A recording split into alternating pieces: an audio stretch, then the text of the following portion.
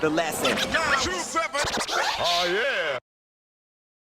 Now look, man, you've been around for a minute, you know, so you've seen, you know, pretty much, I think what's mid-90s, late 90s? Midnight, yeah. Like first album I produced was 95, so obviously doing it for a bit before that. Yeah. But yeah. So tell us what you were doing before that, because I heard you got into drumming at around the age of 10 or 11. Yeah, like I started drumming in primary school, so that was kind of a thing I carried or at the end of primary school. So when I hit high school, I was definitely kind of doing stuff. Ended up joining a couple of bands that were kind of like, when I was 14, I joined this band and all the dudes were like 22, 23 and stuff. Yeah. And we'd play like Sabbath covers and shit. So it was weird, man. I was like, used to go like, I don't know how the fuck my parents let me do it, but we would go away to the country and do these gigs in hotels and stuff and just, you know, fucking sucking bongs in the back seat of this 14-year-old kid, just introduced to the, you know, I don't know, some kind of fucked up rock and roll thing. Yeah, but it was kind of funny. But yeah, I just kept the drumming thing all the way through. I met a teacher in year 11 who had a home studio, and that was like the start of kind of like, oh, okay, I can sort of make, you know, do recordings. You don't need like a whole band or anything. You can just like multi-track stuff and whatever. So that was like the beginning of the whole production thing. So then if you kind of got into it through metal, because obviously drumming, I played all kinds of shit, man. I played like reggae and fucking African shit, like whatever. I don't know. I just didn't really have like, I was into all kinds of music. So yeah, it wasn't just like metal or whatever. Yeah. And then so when did hip hop become, you know, a thing for you? Yeah, like I met a dude who moved out to Australia from LA, married a girl out here, and he was like just maybe a year older than me, and we ended up just like rooming a place in St Kilda in Melbourne, and I was already kind of like making beats, but I didn't know I was making beats kind of thing. So I was like using drum machines and stuff and like multi-tracking bass and whatever, and he just like had a friend back home who was like feeding him records. So like I just got introduced to all this kind of shit. Like I was into hip hop a little bit, but it definitely wasn't like my whole like bag, you know what I mean? Yeah. So like, yeah, it was definitely like, you know, meeting him and just like sharing a house with him, and he was like an MC as well. So we started a crew together and just had this ASR 10 and just started making beats, man. Just like got totally fucking hooked on just making beats and sampling and stuff. So what was the name of the first group? It's called Macronauts. Yeah, so like it's probably like 93 to maybe, I think we just sort of fell apart maybe early 97. Yeah. And that's like when I met Prowler probably around 96, somewhere around there, because he was living in Richmond, and I didn't have a DAT machine to like put my beats down from the ASR 10 onto a DAT, so I knew he had one, so we hit him up and went over to his place and like just laid down heaps of beats from the ASR 10 onto his DAT machine. That's how I met him. And yeah, around 97, I was living in this warehouse in the city, and he ended up coming over and there's like, it's a fucking long story, but yeah, ended up hooking up with him and just like the beats that I was making, and just like that was the whole Nuff Said kind of take off from there. But yeah, before that was kind of like, I don't know, like there was no real like I wasn't that aware. I mean, I knew there was like Australian rap as such, but like I was just like listening to American rap, and that's all I was really interested in. And because like the MC that was in my group was American, like that was my whole headspace. And it wasn't really until I met Prowler and Jace at Nuff Said that I kind of like, I guess I started thinking that Oz rap was kind of cool. Like, yeah. So who were some of the American dudes that, you know, that you got into? That I was into? Yeah. Oh man, fucking everything, like just from everything from like say 92 onwards, like pretty much we just like kept getting fit. Like I really liked Sophia.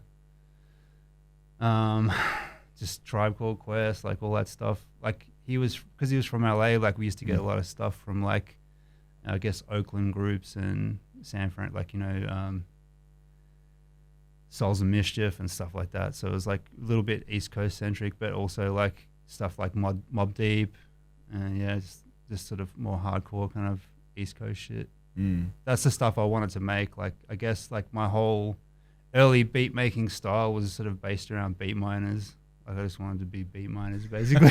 That's like the most traditional boom bap sound so like, out. oh yeah, I just want to do that. So, yeah, that's pretty much it. After the Macronauts, you know, the stuff that you were doing as part of that group, then you say you hooked up with Prowler, Jace, the Nuff Said camp. Tell us about, you know, that, because that would have been what, late 90s, early 2000s? Yeah, it was like 98. So the first thing I did, it was a compilation out of Queensland called, damn it, fuck, I can't believe, anyway, I did a beat on that and I mixed that and stuff at Prowler's place. And then he was working on the Rock the City compilation, which came out in 99. So I was like working on that the previous year. It came out in 99, did a beat on that.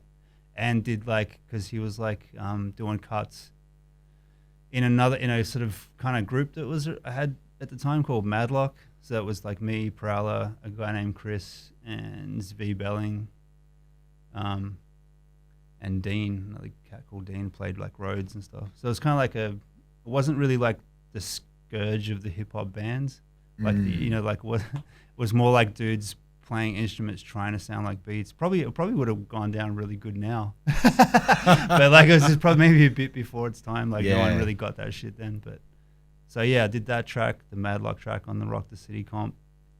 And then like he was making a transition. I'd just gotten into like making beats, dissed the ASR 10 and started using a computer. And he wanted to do the same. Like he was using an Akai something or other, and we both had Atari ST40s, and so kind of like moving on to computers, we were kind of like teaching each other how to transition into computers basically. So then that was like we simultaneously made the Lone Wolf album and my first solo joint, like they came out around the same sort of time. Yeah, so Yeah, 2001 I think that was. Yeah, that's Lone Wolf is 2001 release. Is that's after? What was his first one? He did a couple of tapes. He had like one called Recognition and one called Water, I think. And then there was like he did one on Wax, Money Walks. Money Walks. That's what I'm talking about. He put Money Walks in when we used to have this gig like a residency in the city, like drums, bass, and samples, and he would come and like do cuts, and I think he put that record out. Yeah, I remember him coming to the gig one. I was like, I just did this record, fucking Money Walks. Pretty crazy. Like the back picture on that record is his like driver's license photo. Yeah, it's pretty classic shit. Yeah, that'd be what 97? Yeah, around there. Around that I'm time. Thinking 98, but it might have been earlier. Yeah. And then that Rock the City compilation. City, that was a Nuff Said compilation. Yeah, it was. It was like a graffiti mag tape and a LP. And I think is that Deadly had that joint 32 lines 32 on lines, that. yeah. Yeah, that's a classic. But Shout out to Deadly. He made that man. on a digital, because Prowler at the time had a digital 4-track. So it was like instead of having a reel-to-reel tape 4-track, it was just kind of like this little rack unit. You could do just digital editing and stuff on it. Apparently he just did all the loops and stuff just using the numbers, like so just I have no idea, but yeah, kind of just like looped it all up and did the beat that way. So after the Nuff Said period, you then ended up on Obese. Yeah, like so I did my first 2 joints on Nuff Said, and the thing was like from pretty much like I think it was around 2002 or something like that. But I produced pretty much the bulk of Capricorn Cat with Pegs, and I did about half the beats on Muff's solo record on Obese, and I was touring with Pegs, so that was the real clincher. Is like I was sort of like doing all these shows and like doing his record, and I think we just started working on Axis. And he was just like bugging me the whole time. It's like, you should sign to Obese, and like, I want to put a record out, da da da. And I think I was just really frustrated with Nuff Said because it was just so like staunchly underground, and I really wanted to like, you know, make music that was like, to me it was more of a career thing, and I think for those guys it was kind of just, they just staunchly stuck to keeping it at a certain level. They didn't want to like, you know, even put money into promotion. They just wanted to be word of mouth, and I think I just kind of like, I grew out of it. I guess I wanted to see what else I could do, and like having someone in your ear saying like, I want to put your record out, that's just so that's what happened. Plus we were touring, so it sort of made more sense because I was producing and mixing and mastering heaps of shit on Obese. Like I was doing so much work for Obese and touring that sort of, it made a lot of sense to sign as well. Yeah. And then so you like Axis, Peg's album Axis, which I remember when I heard that, I was like, wow, this is front to back. Like, yeah, right. It's like I felt like he just didn't waste any it was a ink with very that concise pen. sort of record. The one thing I really remember about that as well is he let me have like a real free reign with like the production as well. So like he didn't really turn down like many ideas as far as like what I thought he would sound good over. But he really did, like as far as the content and everything, that was all like his thing. I think he wanted to call it the Live from the Axis of Evil. And I was like, dude, you can't do that. Like, because at the time, like, I think he was kind of, it was one of those things in Australia, you know, you got that tall poppy thing. And like, and I think at the time when he was putting out Access, I think a lot of people had like feelings about that. He was really trying to do something with Australian rap and really trying to go a bit large with it. And I think he was copping a bit of shit here and there. And I was just like, man, just like, you can't call it that. Everyone thinks you're evil already. So, yeah. And I remember like one joint in particular, and I'm pretty sure it was your production on it. Because did you do the whole album, or you just did? I did everything. I did all the beats and mixed it except for 2 tracks that Suffer did. So he did Back Then and This Is For Life. Oh, so they're Suffer produced? Yeah, they're Suffer produced tracks. I did all the other stuff. So Chechen Gorilla and all those ones. Yeah, I think, is it called Cro-Magnon? Oh yeah, Cro-Magnon, yeah. And that's one of my favorite. Like, I love that joint. The beat on that is just so. Yeah, I think for the time it was kind of a bit progressive, like, and that's what I like about that record. It was like really forward thinking as far as production and everything. Like he took a lot of risks. Where, like, you know, there was that whole. A lot of people would kind of do that funky kind of thing at the time, and I think he just like we went for some real different kind of sounds and a little bit. It's almost like, I wouldn't say Dillerish, but it definitely had that snappier kind of sound to it, you know? Those 2 years were like, that was like a real dope 2 years because we did Hunger Pains, Axis, and the Codes Over Colors records in that 2-year period. So it was good. And then I didn't have a girlfriend at the time, man. Just like lots of time in the studio on my own. Yeah, well, man, I think a lot of people would have that same story, man. Yeah, right. You know, you need the time. Yeah. Women take up the time. You know? It's like, whereabouts did the album with Muff fit in? Like because I'd done like a bunch of beats on More Than Music. How that came about was that I was actually touring with Pegs, so like it was almost like underhanded in a way because like he just was like, I want you to do like all the beats on my next record, and I want to tour it, so I want you to come and like pretty much what you're doing with Pegs.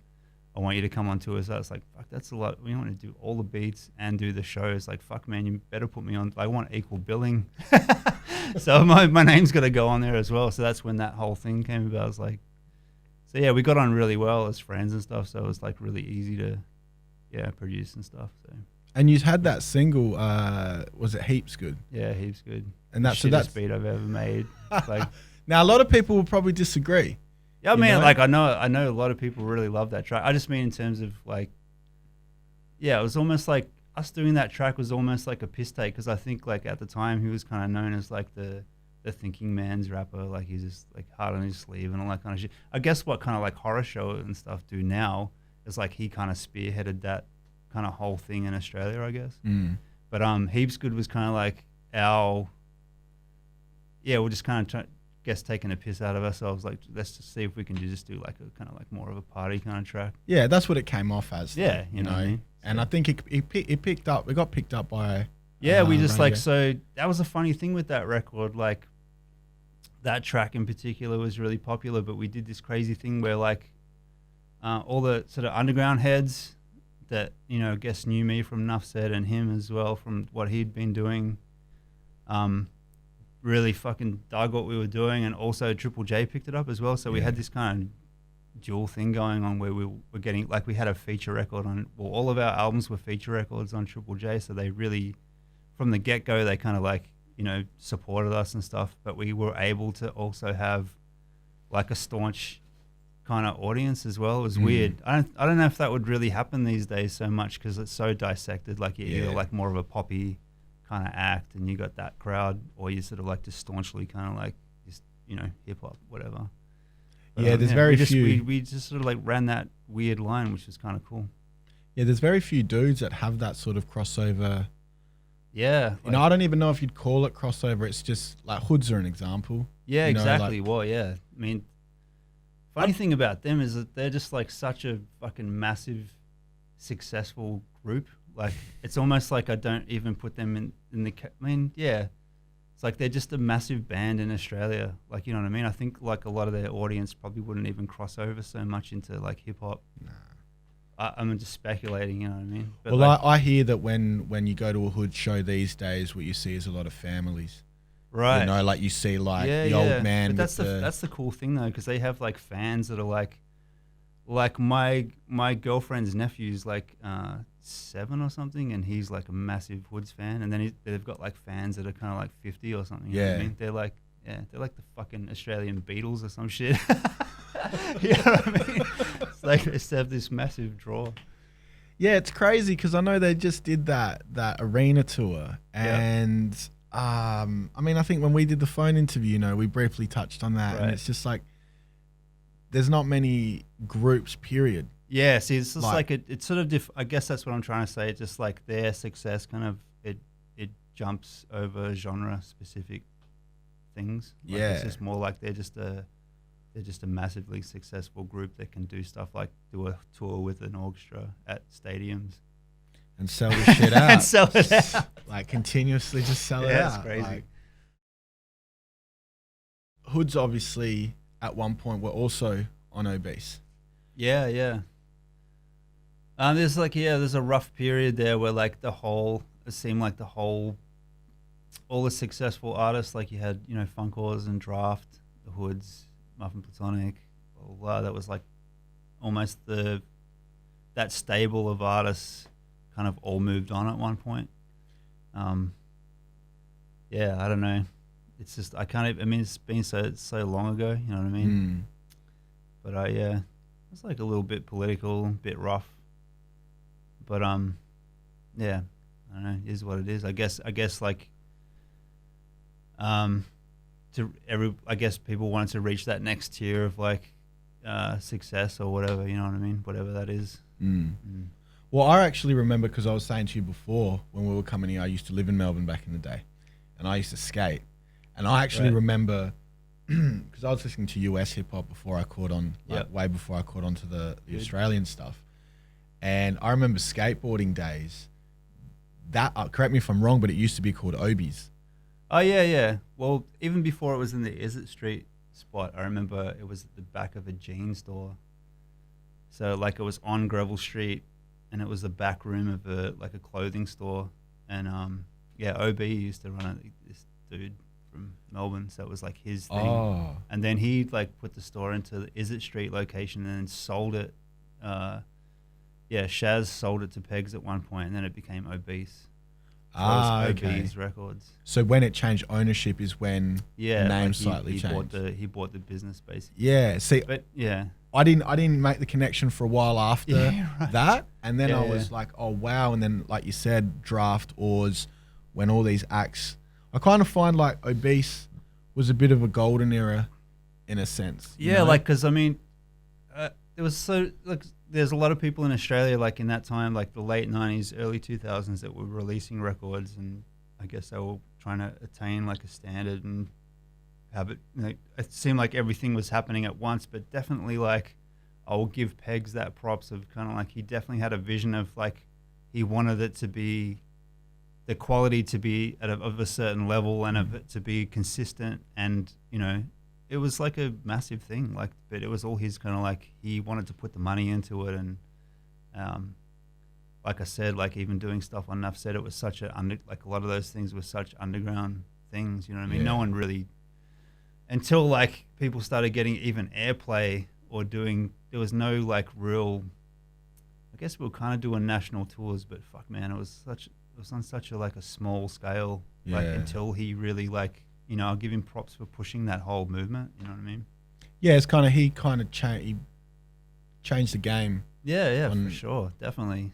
Like I think it's like that's a funny thing now. I think with a lot of younger cats that do rap or whatever in Australia, that it might be, they may not understand it. Kind of like there wasn't even that network of like servicing your single to something like Triple J or whatever. That didn't really, like, that shit just didn't happen. You know what I mean? Like fucking national tours didn't really happen.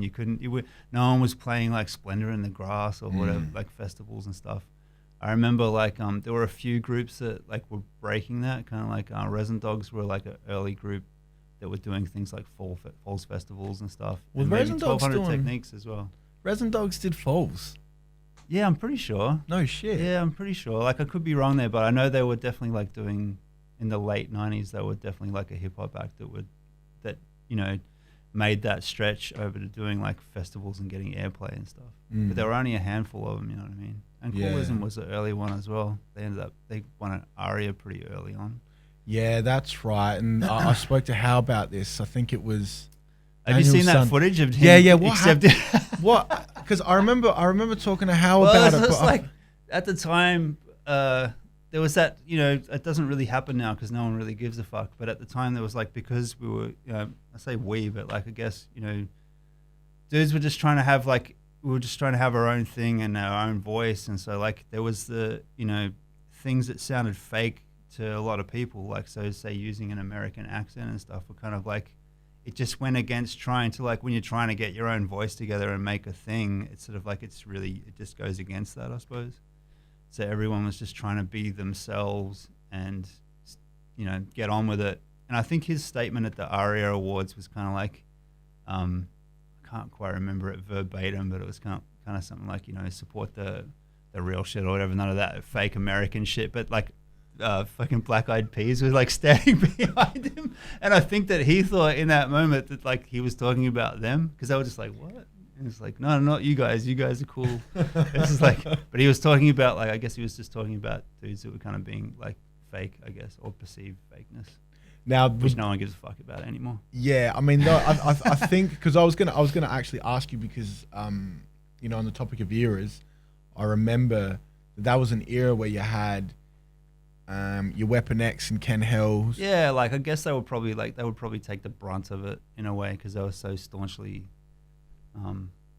that was their whole style. You know what I mean? I guess they just really hung on to that thing. Jay West was another one. I think. Yeah, it's so political now, like all that shit. You know what I mean? It's like so long ago though. It just seems like, yeah. It's crazy though, because it's all part of history. Why do people give so much of a fuck? You know what I mean? But yeah, I guess like, yeah, it just like, I guess it just worked out one way, and then that kind of imploded on itself anyway. That whole like, yeah, I guess like your third generation, like. It was so like eclectic, that whole scene. There was so many different people making like Australian hip hop. There was like media, like Channel V coined the phrase like Aussie hip hop that didn't really exist until they had some MC competition, and that was the thing. And there was also like another documentary called Skip Hop that I fucking hated that phrase, because it was like not really like, it was not inclusive of a lot of people that were making music at the time. And I guess what I'm trying to say is like, so all that stuff happened, and I think that dudes who had got in it through maybe the Hoods' success and a few other groups, so they were like these second, third generation groups, kind of thought that they had to like have a certain persona to be like Aussie rap or whatever. So like I think that's what made that stigma kind of happen, and it sort of just imploded, kind of thing. You work closely with the Hoods. Now I'm guessing is when you became label mates, or when you were label mates with them, is that where you developed your relationship, or did that happen prior to? Yeah, like Yeah, I didn't really know them very well. Like I'd sort of had seen them years before. Like I'd played, like I did this this festival in '96. Like we drove over from Melbourne to play these like shows in Adelaide, and it's the first time I saw them perform. But I didn't really I didn't really meet them properly. Like not until like they were signed to Obese, and then I think I really got to know them on the Calling tour because Pegs, me and Select did the support tour for that.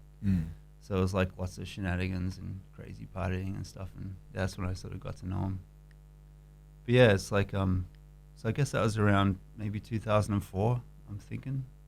Yeah, it would have been because I think Calling dropped in 03, so it Yeah, would have so been that end of tour would have 03. been that somewhere around end of 2003, 2004, around there. Yeah. So, yeah, So that would have been about 12 years ago. shit. That's crazy. Yeah. That's And it's wild. funny, like yeah. So the whole like, cause yeah, so drumming with them, like I've been drumming with them for just about 5 years, and that was almost like a chance thing as well. So like I was doing me and Muff were like really way out of cycle. Like we were having troubles making another record. We were a little bit kind of like had our own kind of problems and stuff, and we ended up taking a tour with Draft. So we were like, instead of doing our own headline shows, because we were 3 years out of making a record, it was like, fuck, we got to do something. So we ended up taking like that tour, and so we were touring around supporting Draft in 2011, mid 2011, and hit Adelaide. And then after the show, like Suffer just came up to me. It's like, oh, we're looking for a drummer to tour with us. You know, would you be interested? I want to get in the way of anything like you already got happening or whatever. It's like, no, I'm good. Let's do it. And he's like, oh, like think about it. It's like, yeah, I just kind of just thought about it just then. Let's go. Yeah. So yeah, it was kind of cool. I don't know. I don't know if he would have like asked me to do it if I hadn't been touring at the time or whatever happened. But I guess it was kind of like, I think he mentioned to me once, it was kind of like when it came down to that show, it was kind of like they were thinking of a drummer, and it was kind of like an obvious choice. Yeah. Because we had that history and whatever. And then that was obviously being the Calling tour. That was I guess that was the last tour before they'd really blown up. Yeah, like that was fucking interesting seeing that, because like one memory I have is like they did like when they played Melbourne, they played at the Corner Hotel, which is not the biggest of venues, but like they ended up doing 2 nights, so they sold out 2 nights. And because it sold out so quick, they did a third night. They booked a third night, which sold out as well. And then they booked a 4th night. So they ended up selling out 4 nights at the Corner Hotel in a row. And they were like, oh, well, fuck, this is ridiculous. We got to cap it at some point. Yeah. So yeah, that was like that. I think that was definitely that transition where no one really knew how successful they were going to be, but maybe that was kind of like a glimpse into what was going to happen, And then obviously that record is the one with Nosebleed section on it. Yeah, right. And I remember when that hit the J's. I think that was really... There was that running joke that they're getting played on Nova and stuff at the time. So yeah, that was just like, that song was just jumping off everywhere. Well, yeah, I remember when that hit the radio, and it was kind of just like, I don't know, I don't remember a Australian hip-hop single getting that kind of push, and I kind of feel like that really is what kicked the doors open for everyone else. I mean, it's hard to remember. Like, I know there was like other groups doing stuff like maybe even 1200 Techniques had like a bit of a hot single and stuff. But yeah, definitely for that movement, like definitely for Obese anyway. That was definitely the song that like made everything else jump off. Yeah. That was that album was on Obese. They were on Obese. Calling, I think was I think the one that they did before Obese was Left Foot, Right Foot. So yeah, that's a classic. So between that record and Calling is when they signed. Obese. I kind of think of them as what's the word? The Run DMC of Australian hip hop, in the sense that they kind of kicked the doors in with that single, and sort of allowed it for other people and to come kind of in. like I guess the thing to remember too is that they just stayed, even with the success and stuff, they just maintained their sound and were still themselves. Very organic. Yeah, like I don't think a lot of groups have managed to do that. They start out one way and then they get the success and then they play into that success and they start making shit that's kind of, it's hard to say, like maybe they want to go that way or whatever. Mm. It's just conjecture, but yeah, I think like the Hoods definitely like it seems to be a really organic, natural progression. Yeah, very much so. Any been on these tours like the arena tour and that, you know, anything that's like while you've been on tour with them that's just sort of made you be like, wow, like all my favorite memories I cannot divulge. I don't know. Are there any that you can divulge? I don't know. Like, do I have any stories? Just funny things. Like, I don't know. I don't even have complete stories, but some of my funniest memories are like watching Debris sit in an airport with his brand new sneaker, his 90s, and just holding it there because he's such a gentleman. He didn't want to throw up in the airport, so he was going to throw up into his sneaker. And just watching him sit there with the sneaker in his hand. It's like, dude, yeah, just stuff like that. Just general random funny pops shit. into my head. Yeah. How was being on that stage on that arena tour? That was a weird one. Like, to be honest with you, like I felt it was crazy, like, and all that kind of stuff. But it was also like a little bit. I felt it was that disconnecting thing as well, because like I think we had done so much touring where it was just like the two boys in front, me and Baz backline for a lot of it, and then all of a sudden we have this orchestra, and then we have like there's a couple of layers of like perspex baffles and stuff for sound, so like it's all very dissected and stuff. It was crazy cool. It was like a crazy experience. It didn't really have that immediacy for me, like with the audience or whatever. It's just kind of like, yeah, it was like watching it on TV or something. What's it like backstage at a gig like that? It's like the food and the catering out of control. Oh man, it's like, yeah, you could like live there. It's better than like, I don't know. Yeah, it's like, it's good. They're definitely, well, I guess if any group on that kind of like level, there's definitely like some niceness to it. No doubt. Yeah, there's no weird shit like just like red M&Ms and everyone gets fresh pairs of socks and stuff. I mean, yeah, I've heard some wild shit, of. man, about like dudes on tours just requesting. Yeah, like I think the idea behind that started. I don't know if this is true, but it sort of makes sense that like if you have like a rider and you put something weird in it and it gets taken care of, so someone actually picks the red M&Ms out and you have a bowl of red. It just means like, so if they've taken care of that, then I think a lot of the other bigger shit's probably taken care of as well. It's like one of those things. It's like a performance standard. Yeah, you know what I mean? Like, okay, so they're paying attention, sort of thing. I don't know. AB original. Now, how do you think? Because I find it real interesting. Like, we're in a time where, I guess politics and race and everything's so sensitive, and they're coming out with. What's the name of their upcoming release?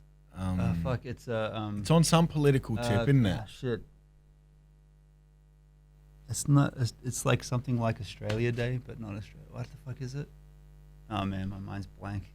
But yeah, I mean, it's hyper political shit that they're doing. But I think like, see, the thing about Australia, like I'm a white dude.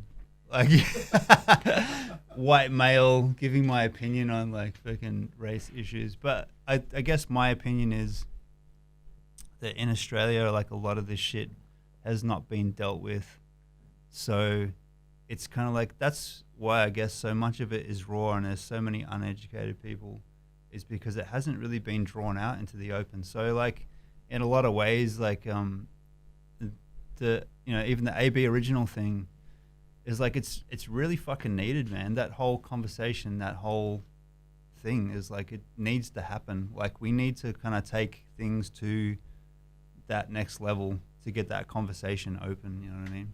Instead of just like, in the past it's just been like brushed aside or whatever. But that's, yeah. I just think they're fucking fed up, and I think like I don't know how it's going to be received. I have no idea. Like, look, the country's really fucked. Like, you got someone like Pauline Hanson, like, back in the picture. Like, we're talking about her again. Like, she's a thing. Like, so I have no idea. I hope, like, some good things come out of that. Some people's perception gets changed and stuff. That'd be dope. But, yeah. Time will tell. Yeah, man. I hear they've got, I've read somewhere, I think I read it somewhere. They've got production by DJ Mustard. I don't know much about the rest of the rest I've only of it? heard the singles, yeah. So, Yeah. it's probably the same as you. Yeah. It's all pretty No, I'm looking forward to locked that. down. I think it'll be really interesting Yeah, to see. man. Fuck yeah. I know they got a really good team behind them, so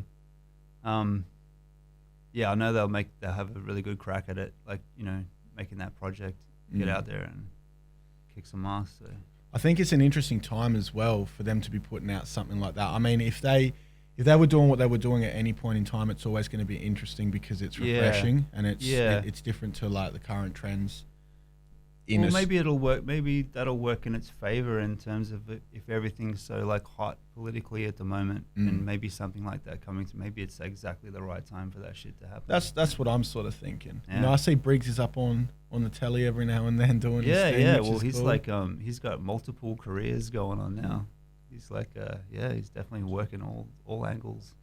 He might be the dude that sort of takes. Yeah, like, well, it's a fucking crazy burden for anybody to like, you know, that's a lot of shit to have on your shoulders, but he seems kind of like he's up for it, and yeah, he's got some good people around him and stuff. So someone that's been around in the 90s, early 2000s, all the way through to now. I mean, shit's obviously a lot different. What are some of the main changes that you've seen, and what are your thoughts on those changes? I think like the biggest change has been the audience, like that there is actually an audience for rap now.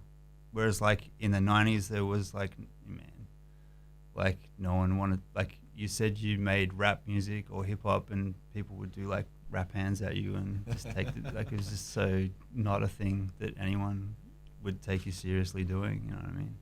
So I guess the biggest change I can see is like there's a lot of like rap music, whether it be poppy rap music or just that is like that's the main form of like you know, music in the world, pretty much. Like that's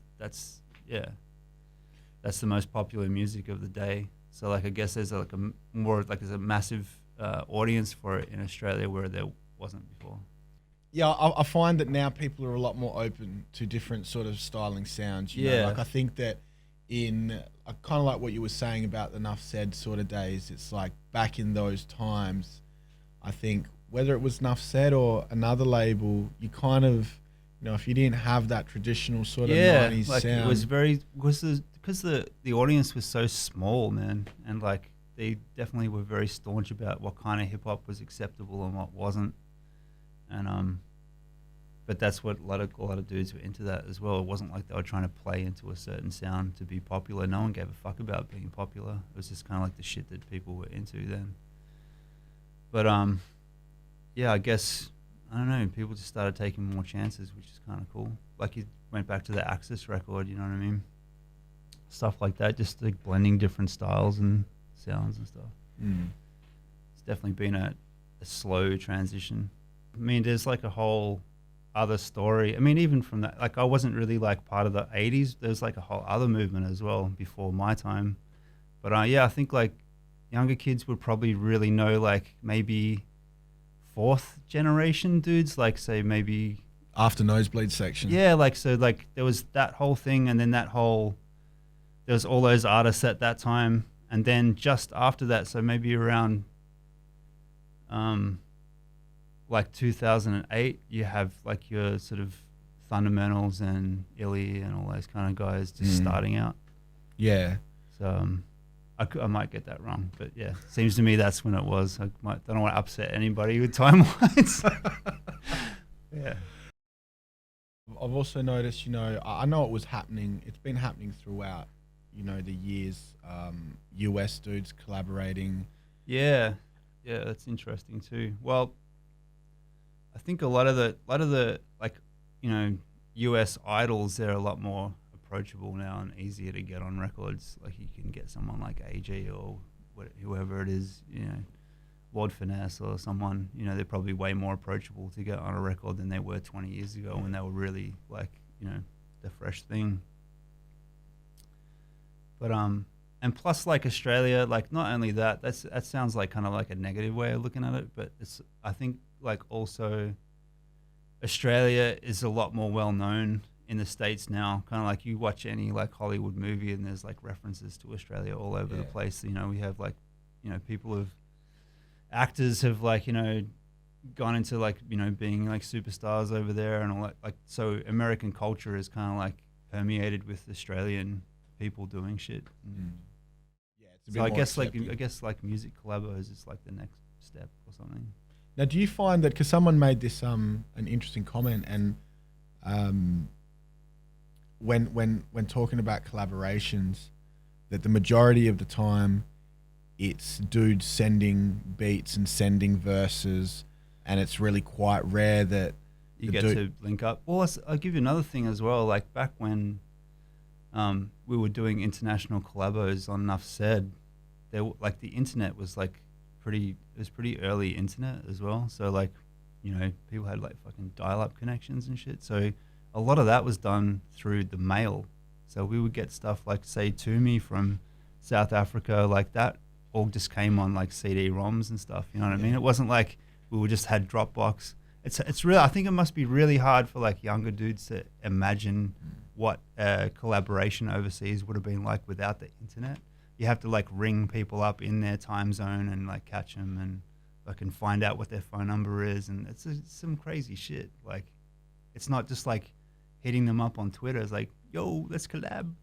Man, it's like, it's just like a really fucking hard work. So Now you recently put out the single with Guilty Simpson. yeah. And you actually had the opportunity to work with him in the studio. Yeah. So tell us a bit about that process. Okay, that was sort of like just being lucky, I guess, because I have like a running list of people I want to like do stuff with, and it like some of them are a little bit probably out of my league, and some of them are probably like pretty approachable. And he was definitely on the list. And I was just lucky enough that Catalyst had done like a whole album with him, and he was like, you know, really on really good terms with Guilty. And they just happened as I was like finishing up the record and looking for like just peppering it with some like collabos.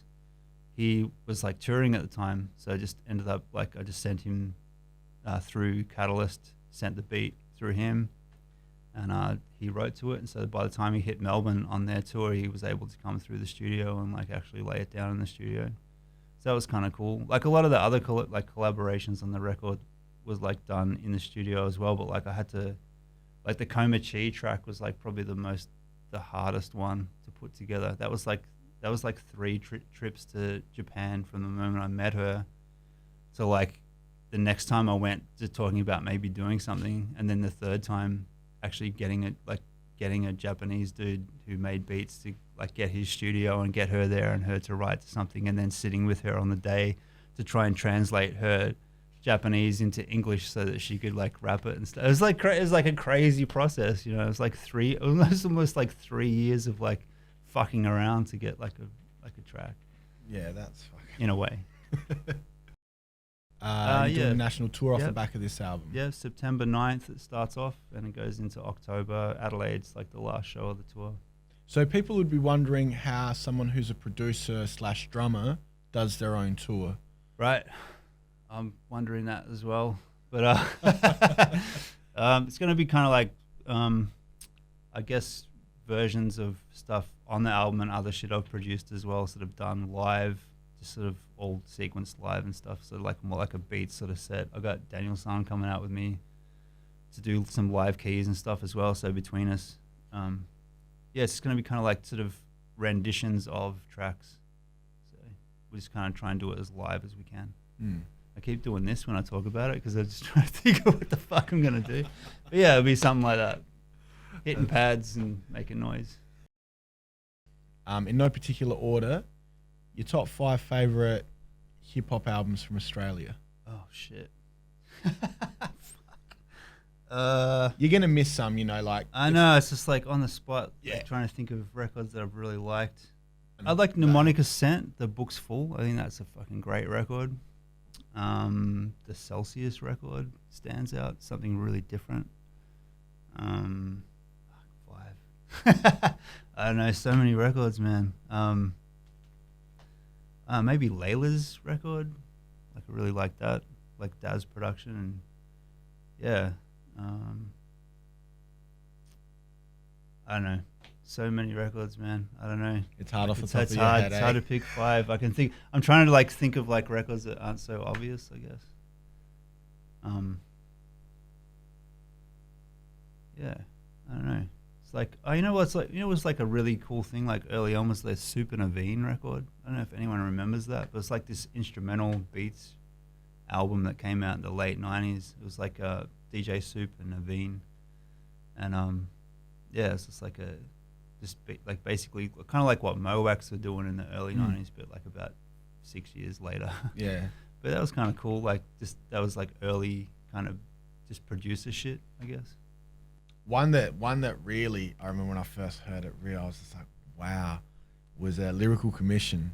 Oh yeah, stage set. Yeah. Yeah, I did some mastering or something, or some mixing or something. Can't remember, but I did something with that.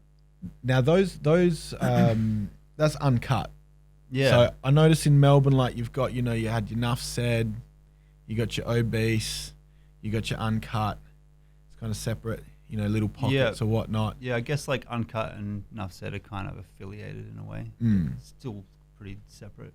So did you have much of a relationship with the LC dudes? Yeah, like I guess early on my affiliation was Nuff Said, and then I guess like a little bit LC and probably all of them, I guess, at one point in time. Just a slut. I'm just a beat slut. That's how it worked out. But yeah, I mean, I did some stuff for LC. They were very I think they're very staunchly kind of insular with their thing. They didn't want anyone really fucking with their stuff. Yeah. I think it's much stronger because of that kind of ideal anyway. Yeah, it seems like a very purist. Yeah. I remember there was one day at Prowler Studio we were mixing something for Trem, and that the vocal was she had shifted, but we didn't notice it, and I think we thought the mix was pretty good or something, and he came in and just fucking lost it because we hadn't noticed that his vocal had shifted. I think he took offense because maybe he thought that he just rapped sloppy or something. So it was it was pretty funny. What's your thoughts on I guess LC and Trem in particular, their contribution to the whole culture here in Australia? Yeah, it's I think their whole thing was, I guess their mantra is kind of quality over quantity, that whole thing.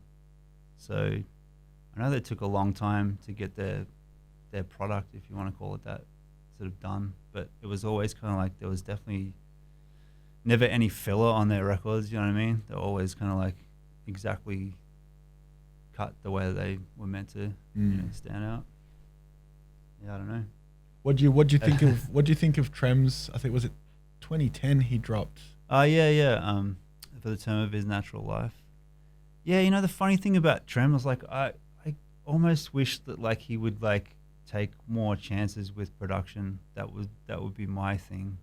I know what the LC thing is, and I know what his taste is and everything, but I can't help thinking that it would be fucking amazing to hear him over something a little bit maybe not left field or whatever, but just even a little something bit different. Yeah, something a bit different than what he has rapped over.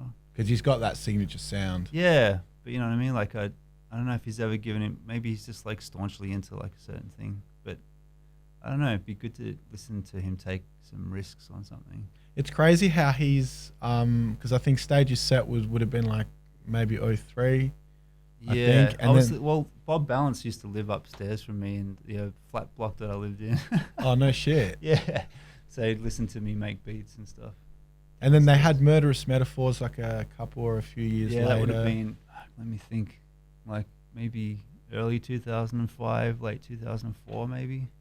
And something like that. I think before that, Trem had those EPs at the amateur. He had the 12-inch things. Yeah. Yeah. So if you look at that, there was quite a gap, particularly between his solo stuff. And then I don't know what the deal is there. Why they never kept it sort of rolling in a sort of cycle. But it's crazy how he can take such a gap, such a big gap, and still when he drops, it's the most anticipated it's that thing. thing of kind of I guess they made some really iconic records, and him as an MC was definitely always on people's top 5 list MCs. And the thing was, I guess, because he had done just that sort of trim body of work, he had never it's kind of there's so like little to pick from. I don't know. It's kind of like he would just stay on that status almost like for that time, because like that's dope shit and that's all there is to hear. So like how can you like you can't fall below, or but you know what I mean, like yeah, so like you do a record 10 years later or something and it's still people gonna be fucking, you know, hanging for that record still. Prowler, who's one of the all-time greats in my opinion. Yeah, he's, you know, he stems back, I don't know how long, man, but yeah, obviously like early well, probably late 80s. Yeah, but yeah, he's definitely got tapes to the early 90s. Do you think we'll ever see anything from him again, or is he kind of? I doubt it. I doubt it. Yeah. What about I think like he's probably. Yeah, I don't see any reason for him to do anything really. Yeah. What about Deadly? We're gonna hear anything out of Deadly? I'm a big Deadly fan. I doubt that as well. What's that joint he had? Frankston Flow. Yeah. Fuck, man, I remember. That was like that EP. Like, well, a lot of that was like a lot of that material was old, because there were raps that were like recorded when there's like references to companies when that record came out. Like he makes, what's that one line? Something about Comet, which was like a courier delivery company that went out of business like years before. So like some of that stuff was kind of like, I think it was an EP that meant to come out and it just never got finished, and then I think Prowler pushed him to finish it. And that's why it was called the Overdue. Overdue, right? Exactly. Yeah, and I remember the Comet light, and like I can hear it in my head now. Something like Catch You Like Comet or something. Yeah, it was like the Comet bit was the punch of it. That's all I remember. But yeah, I remember I copped that 12. So I think that was kind of like, So I think that was kind of like Prowler pushing him to finish that project. So if that's anything to go by. I'm not talking about Deadly specifically, but if you're like doing anything, if you're doing music and you've got to like push someone to like do it when you're so keen to do the thing, it's like that's just a grind, you know what I mean? So like someone like that's got to have to want to do it themselves. So I think like, yeah, his EP, he was kind of like, you know, I'm sure he wanted to do it, but he was definitely pushed to like finish it and all that sort of stuff. So I think it's been such a long time now. I mean, I don't know. Anything's possible, man. Dudes could put out another thing, whatever. Was that a Prowler beat? That Frankston Flow? Fuck, I can't remember, man. Maybe Jace. I think because a lot of the beats I think were a little bit older as well. So there would have been Jace and Prowler used to do a lot of stuff together. Man, I just remember copping that 12, and I was just like, this is fucking. Yeah, it's like it's one of those things, man. Like you just had just such a crazy like his. Yeah, I know a lot of people that he's like their favorite Australian rapper. Yeah, man, he's remember when the rapper tag thing was going around, and he did it while he was the DJing thing where you just like, oh man, it was juggle and rap at the same time. Yeah, it was just it was a nice clean juggle with just punch after punch after punch, and I'm just like, yeah. You know what's really funny about that rapper tag stuff is like I really feel sorry for the first like maybe 15 dudes who just did it into their fucking phone or something, and then everyone started to like ramp up all the production values and she's like, fuck. I could have done so much more with this, man. I got 360 cameras and all kinds of shit going on. I think from memory, Morns, when he come out with his, he kind of amped it up another right. Like he had that one where he had the steady cam going through the house. Yeah, yeah. Right. Yeah, that was fresh. And then Dietrich's had one in a warehouse, and there was a couple of like ones like that. I think like Nick from Horror Show was in New York traveling at the time and did it like on, you know, overlooking Manhattan. And just like, dude, yeah, that's game like over. just trying to like just fucking ramp it up. The lesson.